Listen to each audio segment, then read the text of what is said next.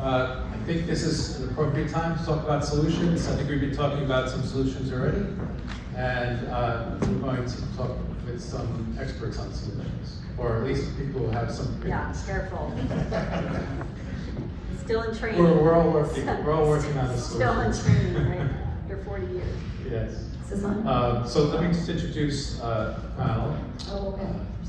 So Cindy Zipf is the Executive Director of Clean Ocean Action, and she's also been the chair of the Plastics Advisory Council, which Senator Smith mentioned as being so key to some of these initiatives. Then we have in the center here, Serpil Gurin, who's the Director of the Rutgers Eco Complex, or Ecoplex, Eco Complex, Eco Complex, and the Clean Energy Innovation Center, which is Rutgers University down in Bordentown. Great. And then next to me is ex-Breathwaite. She's a New Jersey environmental justice organizer for Clean Water Action. So what I've asked the panelists to do is to, sorry, Phil, almost passed you by. So Phil DeMarco too is at Rutgers University, and Yossi, he's been introduced before, doing great scientific work around micro and nanoplastics. So our first person to speak, so I've asked all the speakers to present perhaps 5 or 10 minutes of opening sort of a statement or background. The first speaker is Cindy Zipf. So go ahead, Cindy, take it away. Great, thank you very much. So I have 2 presentations because I'm wearing 2 hats, and I don't want there to be any confusion because it's really important when you're working at a council level where we're with many different viewpoints for the purpose of advising the state legislature. So how many of you remember it's called the Plastic Ban Act, Bag Ban Act, but yeah, maybe. Thank you, Brian Thompson in the back who helped. This was a law that went into effect, was passed in 2020, and it's more than just the plastic bag ban. There's also foam containers were banned for takeout, and also plastic straws were not banned, but they were to be only available upon request. So there are 3 different elements, and then one of the other elements of the law, was that they create a council. Oh, magic, thank you, okay.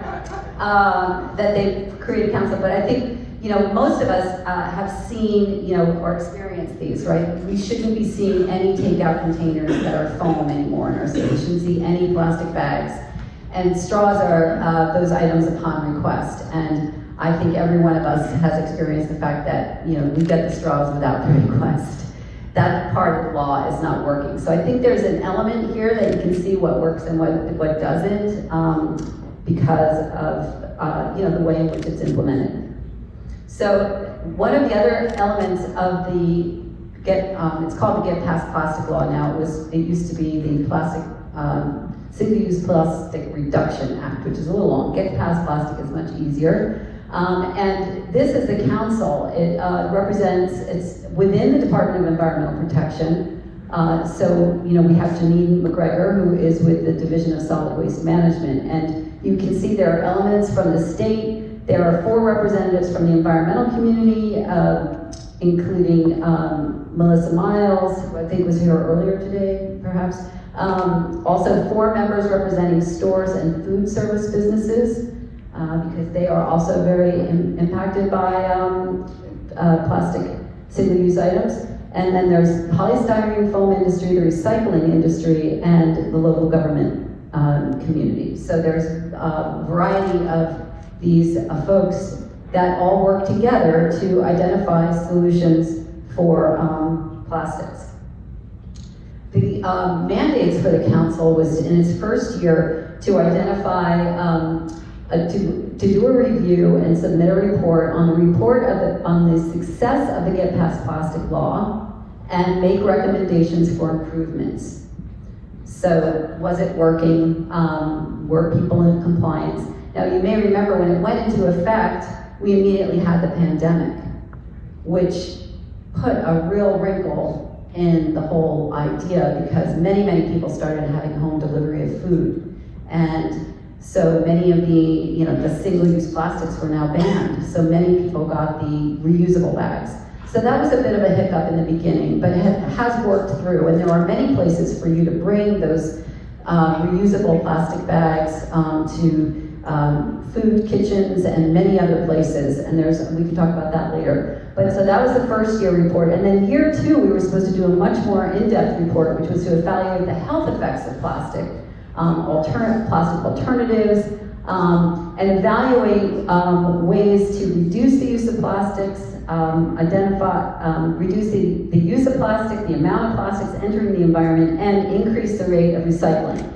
So, being a bunch of overachievers, we decided to do years 1 and 2 together, and we actually did release the first year report, which is available on the Get Past Plastic website at the Department of Environmental Protection. I think I have a slide at the end to show you where you can find that. It's got a whole bunch of great recommendations. It's not only identifies how successful the law was, but it also identifies 20 opportunities for action to help reduce use of plastic, including through elimination, including through recycling, including through reuse refill activities. These are all very detailed actions that could be taking place within the legislature, within communities, within agencies. So this is a great list to look at, to think about what opportunities there are for solutions. There's even one great idea to get an executive order issued by the governor to really start cracking down on plastic use within all state agencies and all state offices and all state schools. So that's something that's really good. The second year report is in final approval, and it goes more into detail about all these different opportunities for action, and also talks about the health impacts and some of the alternatives, and that the other requirements in that mandate. So we're still awaiting the governor's approval of the report, and then at the end, we are now in our third year. So we are currently identifying other priorities to work on and really getting more focused on just a few of those opportunities for action to really make the next move. What again is really exciting about this report is that it's somewhat of a consensus with industry groups and environmental groups and agency groups. So it really is sort of a good place to go to look for at least a starting place for some alternatives. Anyway, so yes, so the hat that I wear as the chair of the Plastic Advisory Council is really exciting. The other role I play is the Executive Director of Clean Ocean Action, where, I guess as the title suggests, we clean up the ocean with action. The ocean has been a major source of delivery. I noticed in one of your charts, part of it was, since the red bar was part incineration and part oceans, where a lot of the plastic has wound up. We've all heard about the plastic garbage patch in the Pacific, but there's 7 gyres, and there's 70 of these spinning areas in the ocean, and we have one in the Atlantic Ocean, and it's very, very ecologically important.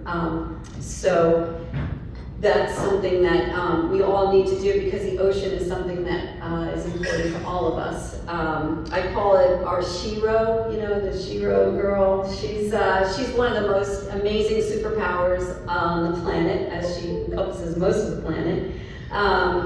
She is the #1 climate buffer on our planet. She absorbs 90% of the heat. She absorbs 30% of the carbon. She also is that buffer for the climate change caused by plastic. So yes, we are drowning in plastic, literally, in a sea of it. And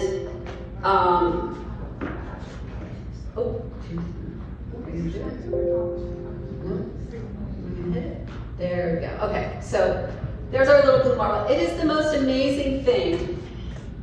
Galaxies upon galaxies, billions and billions and billions of miles away. This is the only blue little thing that has so much enriched life in it, and it's truly a marvel. And as I was saying, it is so important to all of us, and undermining it in any way is a threat to us all. It provides 70% of the oxygen that we breathe, as well as it is the source of all life. Most of the scientists all agree that the ocean is the source of life, and it also sustains all life.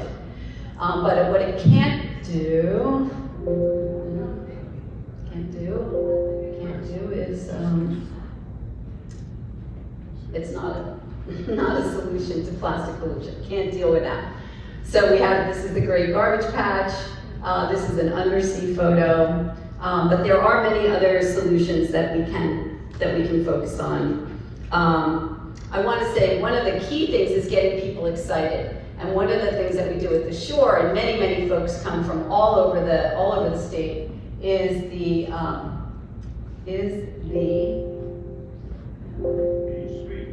beach sweep. Who said that? Brian did. Brian Thompson did. So beach sweeps, but you could do beach sweeps in your community. Any type of thing where you're getting people out in the environment and they're picking up the trash and also collecting the data gets kids particularly very excited, because not only do they clean up their community, their backyard, their park, their areas, their streets, but they get the data, and then they can really look at the science behind what they're finding, which also gives clues for how to get after some of the sources of pollution. So this is the kind of data that we collect for the beach sweeps. Over the years, since we started in 1984, 8,000, this was just in 2022, over 8,000 volunteers removed almost a little over 376,000 items off the beach in just 2 days. This is 1 day in the spring and 1 day in the fall for 3 hours. So a total of 6 hours is what many people picked up off the beach. And it's an amazing amount of stuff. It's over 70, it's that 73% plus 9%, so over 85% plastic is getting into the ocean, and the dirty dozen are listed right there. You can go on our website, cleanoceanaction.org, and get the beach sweeps data, because it is very informative, and it can be really a fun thing to look at and to engage community leaders. So there is, Clean Communities has a litter survey program that you could use anywhere in the state. So I really encourage all of you to engage people in cleanup activities, because once they clean up an area, they've got skin in the game. They've cleaned up this area, they're looking at what's happened to it, and they really become excited about trying to find solutions. Just a little commercial plug, tomorrow is our fall beach sweep at 84 locations, from all the way up from North Jersey, all the way down to Cape May, and then around into Delaware Bay. So I really encourage you to participate if you can, or to do your own. Every little piece we get from anywhere off the ground winds up not getting into the ocean. Am I pushing? Oh, Yeah, you're pushing. I'm pushing the wrong one. Okay. Thank you. That makes a difference. That's the whole table of all the different things that we find. And you can see we've added, over the last 40 years of doing this, we've taken away many metal items and glass items, and we're adding plastic items. Of course, we added PPE during the pandemic, but I don't know what's going on, but people are getting very concerned about their gums. I don't know if the dental offices are really bearing down, but there are so many of these plastic toothpicks with these little things of floss that in parking lots and on sidewalks. They're all over the place. They're very. If you're a fish and you swallow one, or a turtle or some other critter and you swallow one, they're pretty lethal. But those have been spiking up, and we find hundreds, if not thousands, of those. So, these are all the items that we find. Sometimes we find a lot of unusual items, which is fun for folks as well. But the data leads to policy, and that's what I wanted to just emphasize. So if you find a lot of litter in your community of a certain kind of thing, you can go to town council and say, look what we're finding. There is a source somewhere. So this is the value of data. I just want to emphasize again that plastic is a convenience that is taking our breath away in a bad way, and our future. So we need to act that way. We need to act that this is an attack on our survival of the future. And yet you go into a 7-Eleven or a Quick Check or something like that, and you find a wall of choices. I don't even know what to say. Like, how many different kinds of beverages do we really need? And how many kinds of plastic do we need to wrap them in and then have these long-term problems? We have to begin to resist all of these different plastics.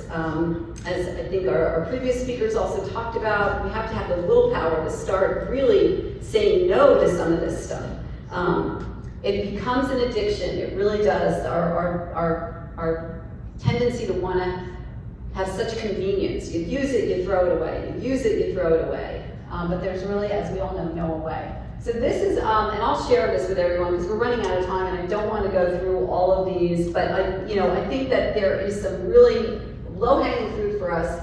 We have to enforce the existing laws. There's a lot of laws on the books that don't allow as much, that on the emissions of all the manufacturing facilities, on all these things. We should be enforcing existing laws. That's a big problem.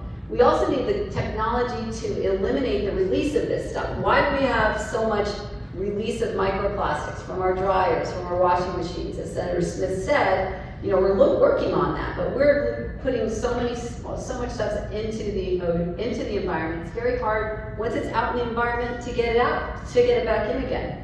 I'll just put we have to prohibit phony plastic recyclables.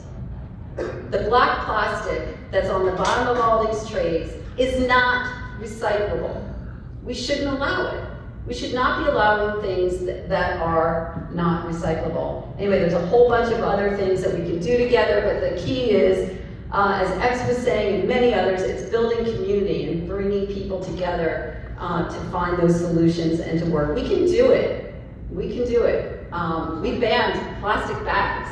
In the state of New Jersey, the most densely populated, urbanized state in the country, if we can do that, we can tackle a whole bunch more, and I look forward to working with all of you to do it.